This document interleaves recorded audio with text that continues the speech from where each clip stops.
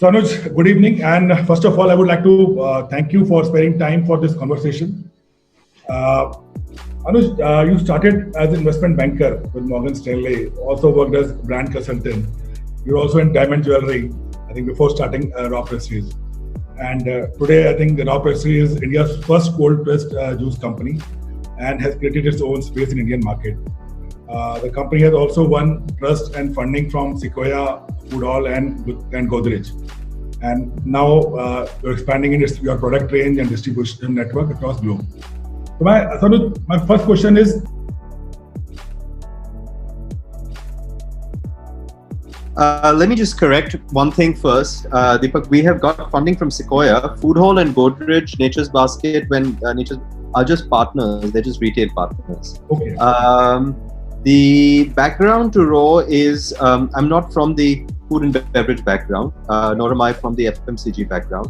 But like most consumers, I saw a lack of my demand being fulfilled, which is wanting, maybe a beverage which was honestly healthy, something that didn't have any additives, something that didn't have any added sugar, that wasn't made with any artificial ingredients. Pretty much really similar to the kind of juice that we would make at home, or which we would consume on the streets or at a juice center, was not available for us to buy in retail. So really just set out to solve a problem and organize the unorganized market of fresh beverages in India.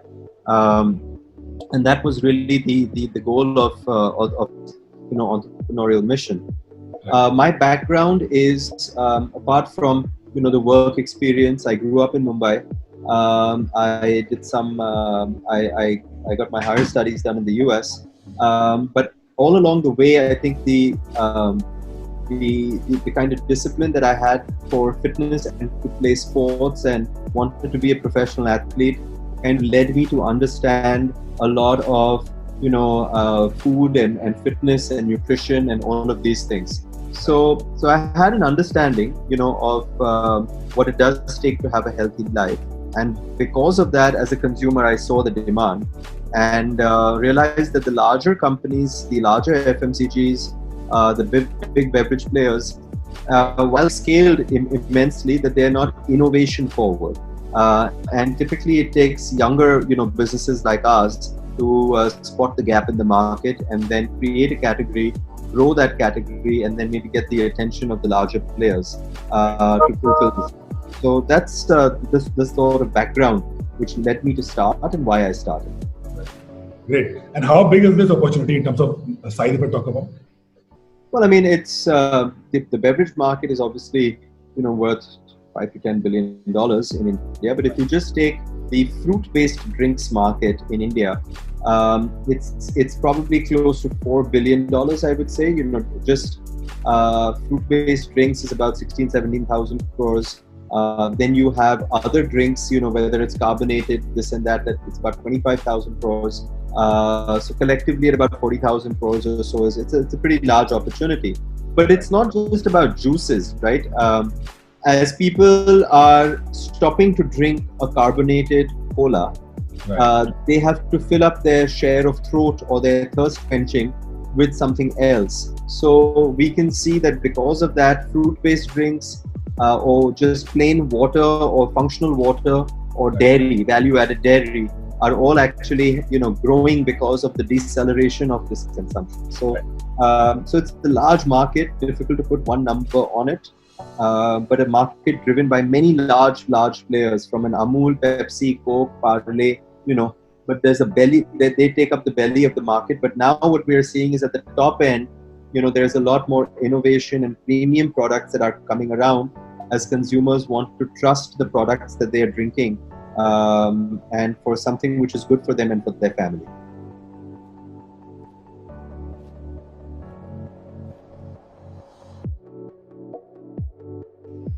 Great. In fact, my next question is related to what you I think mentioned, that trust, if we talk about. So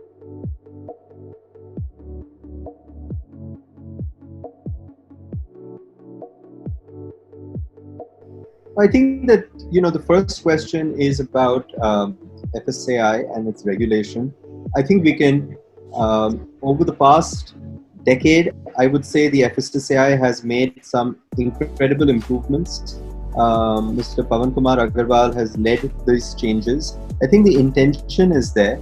However, the gap, that they were trying to fill up that was left behind from past years is very big.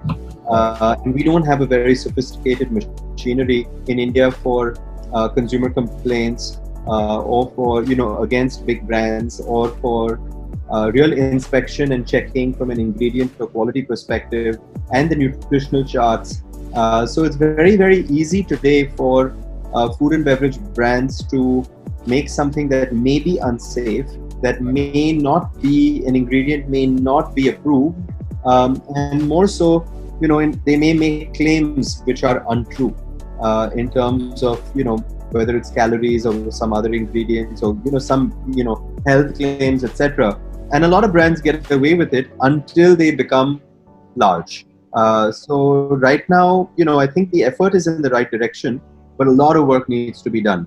The second question about the larger brands, I think that the health space is ripe for younger businesses, entrepreneurs to actually do things, because it involves a lot of involvement, research, and dedication to the product and to the consumer. Whereas the larger companies are very focused on supply chain and scale, that sometimes they are not able to fulfill that gap. So I think that we have an interesting platform today in India where the younger businesses can actually drive change. And once they've created that category, the larger businesses can incorporate them into their platform and, give them a larger playing field. Right.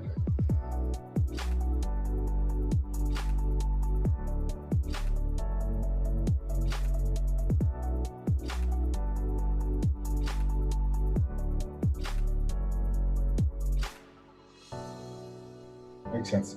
Great. And I think I was reading somewhere, I think your shelf life for your product right now, which is men juices right now, is I think in 21 days. The product is fresh. So anything that is good for you can go bad. Right. Anything that is bad for you will always stay good. This is a simple principle in food and beverage. But the ways to actually increase shelf life, there's a lot of technology around pressurization, some levels of pasteurization where you don't need to, kind of add any preservatives or do anything incorrect, to the product. Now, because technology is changing because basis of consumer demand, we're actually seeing a lot more mechanization in filling technologies to increase shelf life. Our shelf life presently is between 30 to 45 days of our products. Now, look at dairy in India, for instance. Really fresh milk, which is a very large category, or yogurt or dahi, all has 15 days of shelf life also. The idea is really to educate consumers and make this product one that they consume, repetitively with high frequency and as a habit. So if you tell people it's fresh, it's good for you, we make it available everywhere. We expect that every 3 or 4 days, we actually sell out completely. So the shelf life is for logistics, as you were saying, it's not so necessary to have several factories.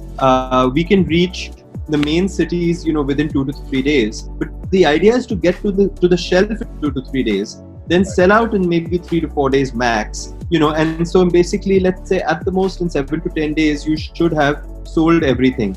But you still have another 30 days, to kind of sell the product. So the shelf life doesn't hurt us. We are a niche category in a premium, space. If we want it to be very mass and available in 100,000 outlets in, maybe 100 cities, then it would bother us. But we are a fresh, premium, good for you product, so it's okay. And whom do you think is your biggest competitor as of yet in market? So when we started, obviously cold press juice has no real competitors.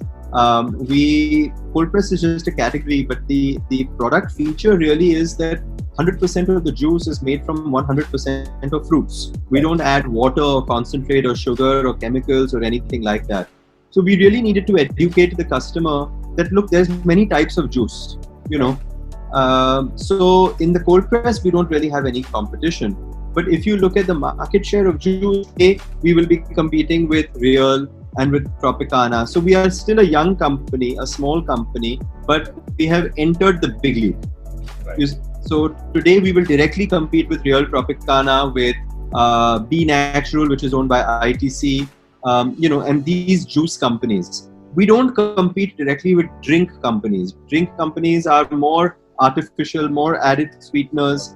They're like fruity, appy, paperboat, all of these. They are for refreshment. They are for taste. They're not for health.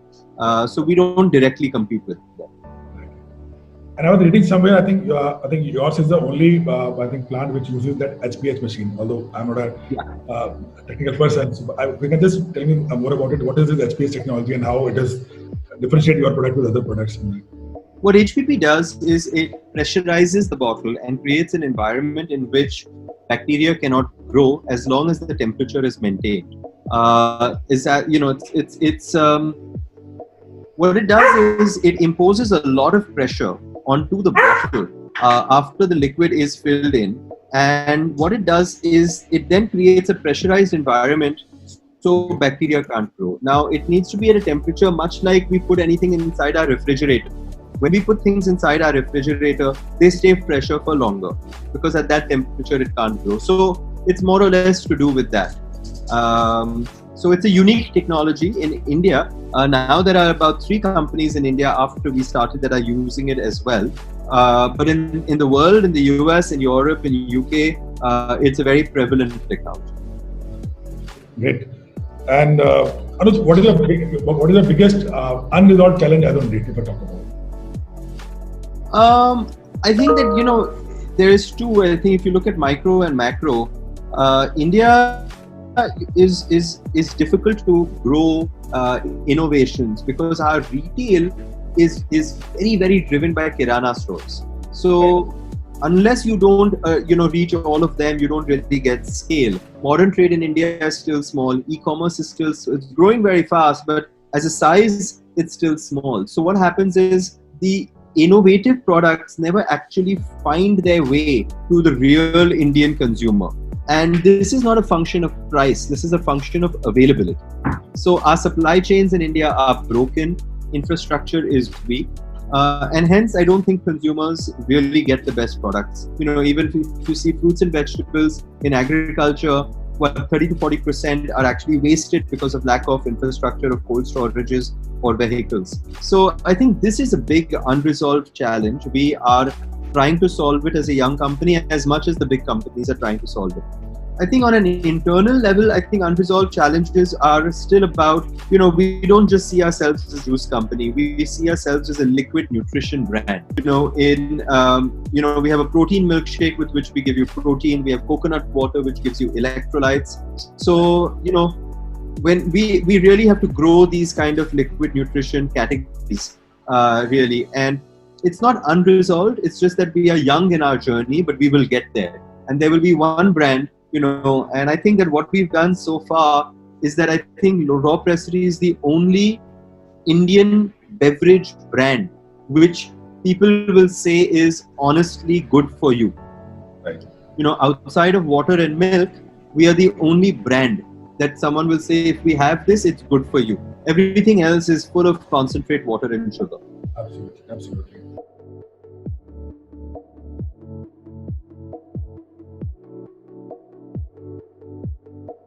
So,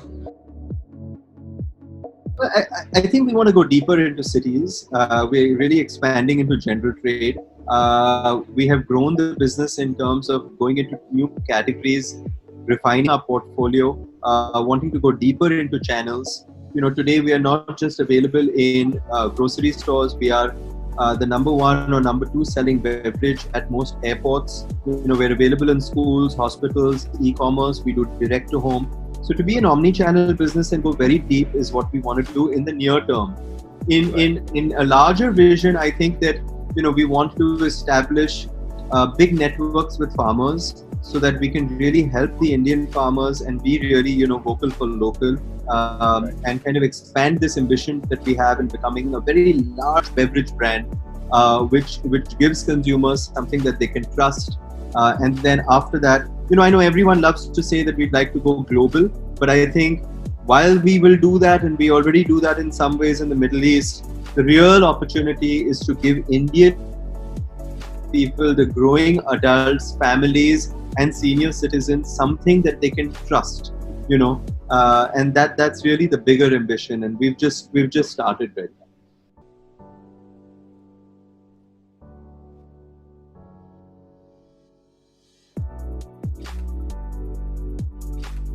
Very impressive, I must say that. So moving on to next question, Anuj, funding is a very important part of evolution of an idea to execution. Yeah, funding is now, it's almost a necessary evil.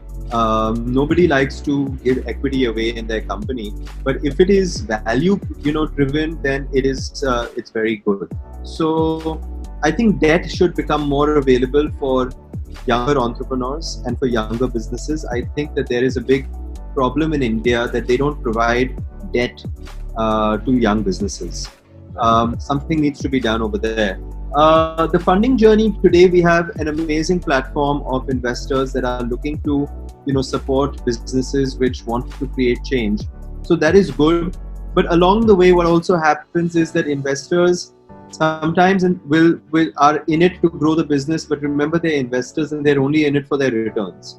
Right. So while they may want to support entrepreneurs and their vision and their ambition, at some point, their true skin is that they need their return on the investment in a certain time period. The real businesses, the real entrepreneurial ventures, the family businesses, the industrial houses like the Ambanis, the Birlas, the Tatas, and even other businesses today which don't have to be such big names, those were the real businesses that were real today. Today's startup is about what other businesses took 20 years to do. We want to do it in 5 years, and that's only because it's driven by this need for funding constantly. So it's good if you want to grow very fast, and if you are in a category which can grow very quickly and is a large category. But if you want to create a business which is steady and growing, then I would say, it's good to be patient and move with it without taking the funding very early on.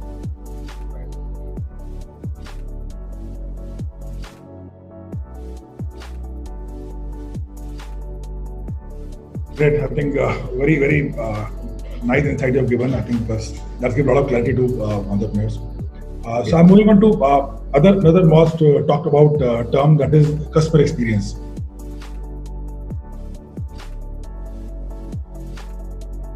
So I think customer experience has become a first principle for all businesses today, and the same for us.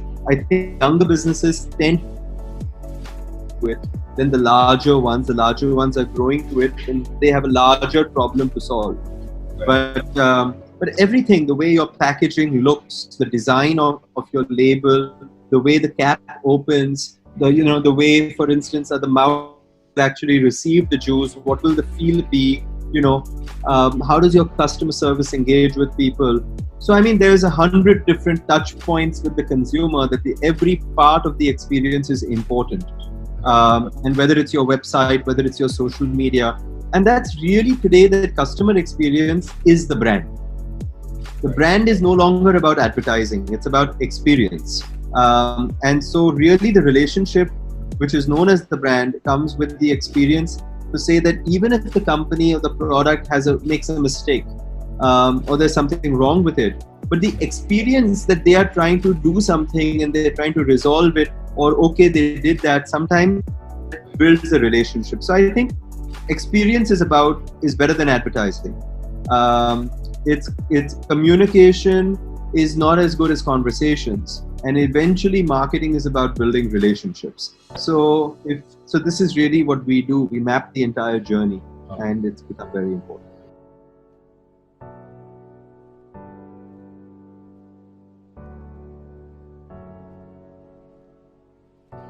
And other question related to this only, that so one part of the CX is where you do all your where you create a touch points or whatever information you are sharing with the customer or whatever experiences you have, right? It could be digital, it could be physical, whatever it is. But at some point where manual interaction is required, right? Where people are there, frontliners are there. With this question I ask with a lot of people, right, from people who are B2B business and people into B2C business also. That so as a founder, you understand the criticality or vitality of customer experience as a term. But especially in the B2B model, and especially when the transitions are happening, and people representing that brand, right, and when they go and handle that, they have a transition in mind, right, because obviously their KPI, their jobs, or whatever the business into. So how do you create transform that culture of what you thought in your, say, maybe boardroom to those frontliners? I think, how do you address that challenge? See, I think that is the culture part, right? All brands need to have an internal cultural memo. We have one as well. We define our mantra as product, the way that we behave, the way that we conduct ourselves, inside the office as well as on the field. We have a 3P kind of a scenario where people first, then performance, then profits. So at every level, we try and say that you have to put people first, and as you put people first, that's really where things actually come in. Right. So people, then performance, then profits.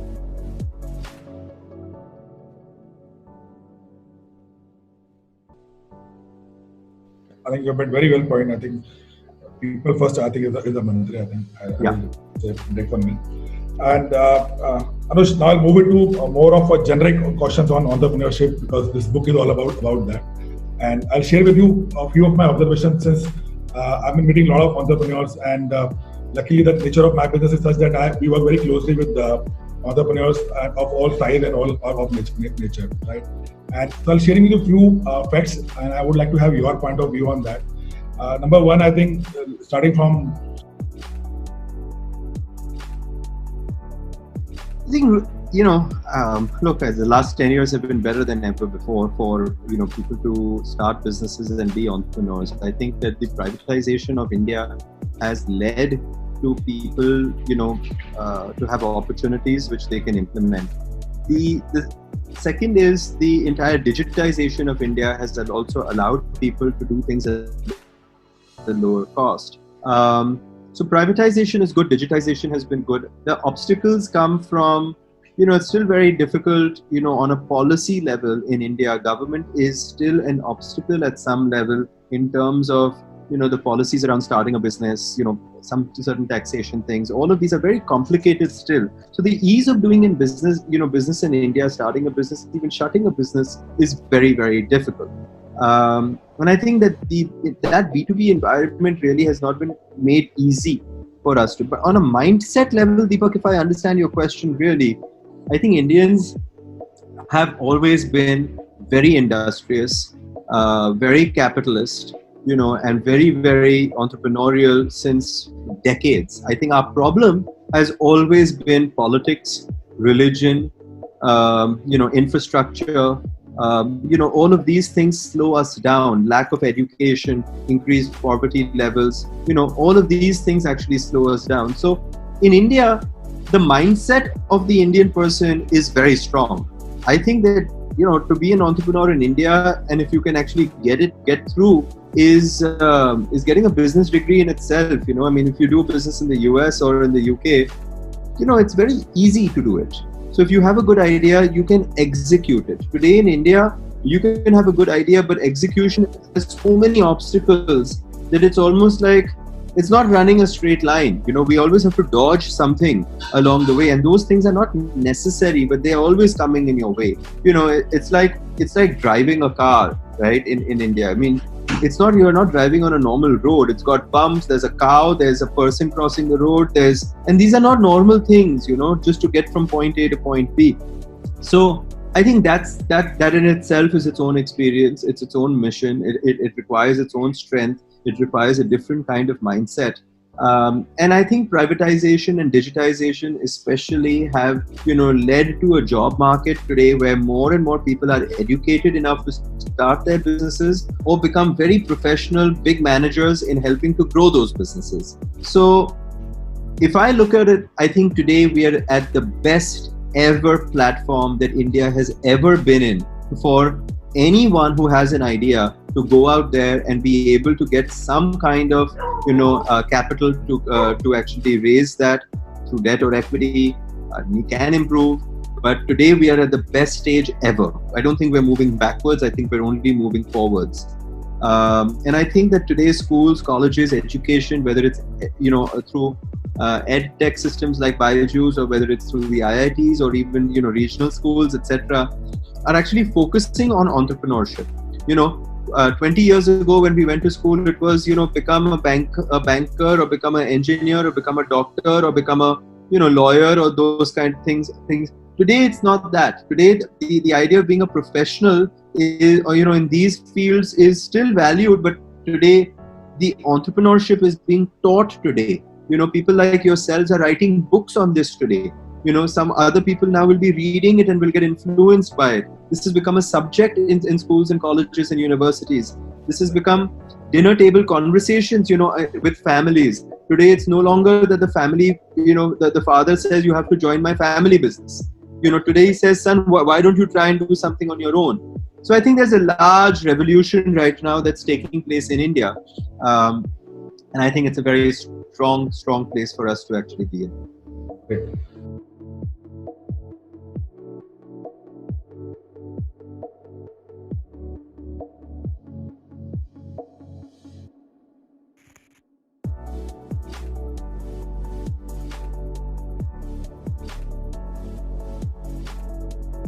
Absolutely. I think one more important question, and I think you are the right person to answer it, because your venture has grown out of your kitchen. Right? How do you describe it, right? For your own need, and then you develop the idea of how you can make it a viable business model. And so I've seen a lot of entrepreneurs, especially founders who are from the product side, who have some product in mind, and they develop a product and then they go to market.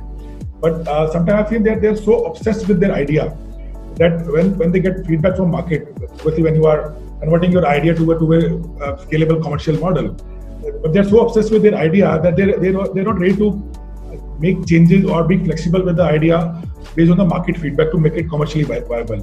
And I see a lot of startup going for a death route on those things just because of that rigidness.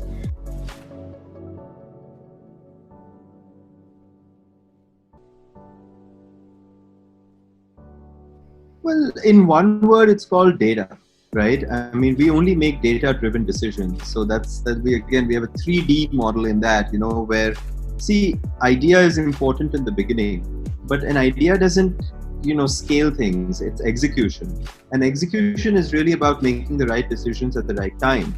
And we can only make the best decisions when we have the right data.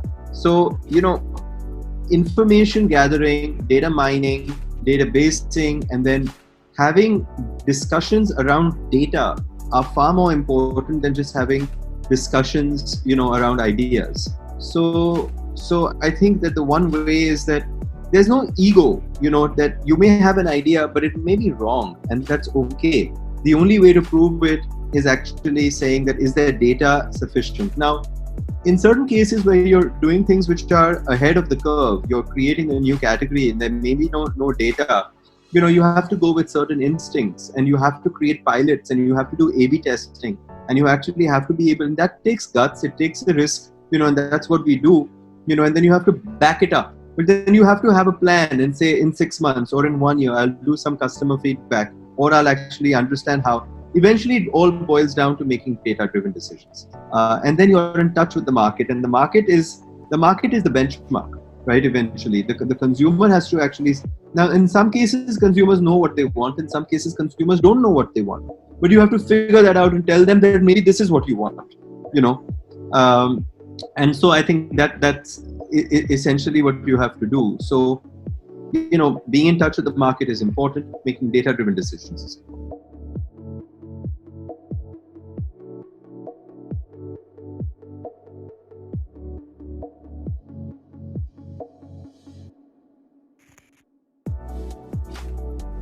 Absolutely, I think there's a very, very interesting insight that instead of discussing the product or idea, I think at some stage you have to discuss that the data, right? That how well it is to make it a business model out of it.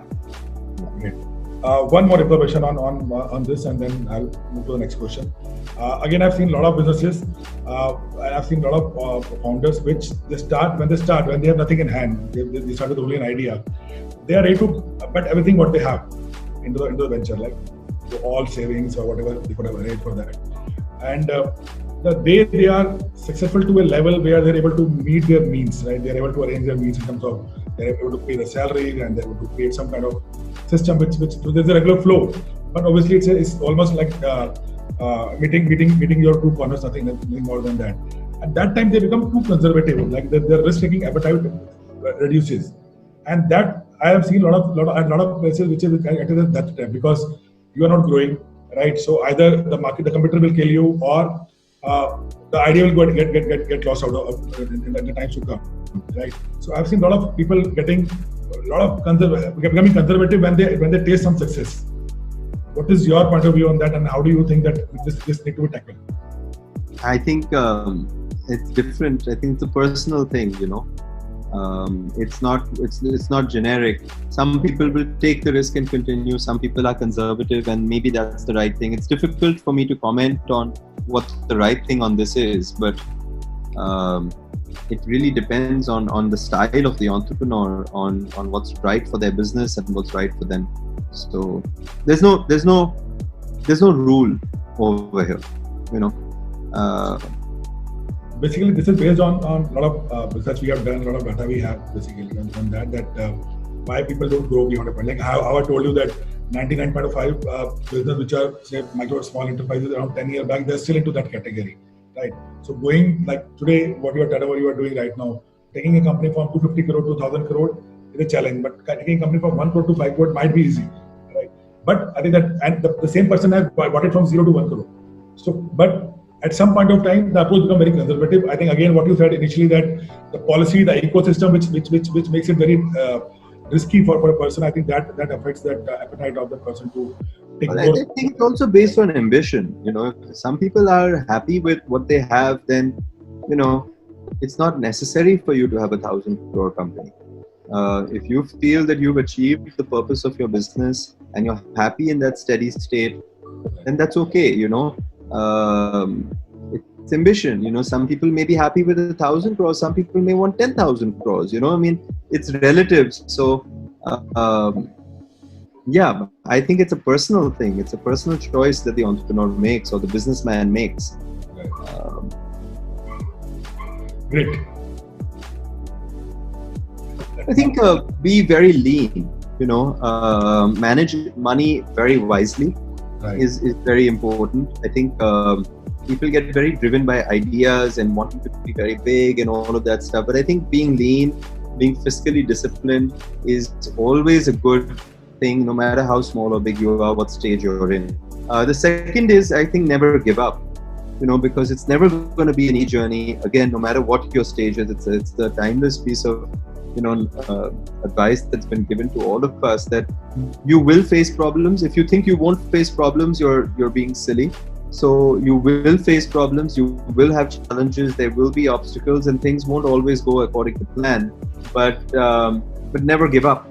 I guess the last thing is always that, as I said, profit is important, but managing people is really what building a company is all about.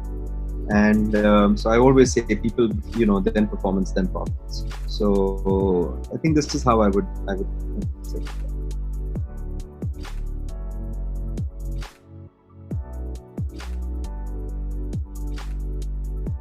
Great. In fact, I love your approach that I think people come first in all your strategies, whatever I have understood till now. And it's very great. I think that's the key. People are your biggest asset, right? So moving on to my last question, which is basically my question is of my personal interest. So what came in your mind when you first time read the title of the book which I am writing, and what is your expectation from this book, and what is your definition of Junoon, Jarurat and Jugaad? I thought it was interesting. I think it's quite appealing, Junoon, especially as the word. Jugaad, of course, we've used the word a lot in India today, and some people understand it in a positive way, some people don't. But Junoon is, of course, a fantastic word. It is the passion, really, which makes people do something. So So I thought it was very positive. It appealed to me, and I think it will be something that people will respond to well. So it's good. Great. Thank you, Anuj. Thank you so much for sparing time and giving your valuable input and insight, which will help us in terms of adding more value to this book. And I wish RAW Pressery all the best, and we want to see RAW Presseries everywhere across globe. Thank you, Deepak. Thank you, Rajesh. Thank you so much.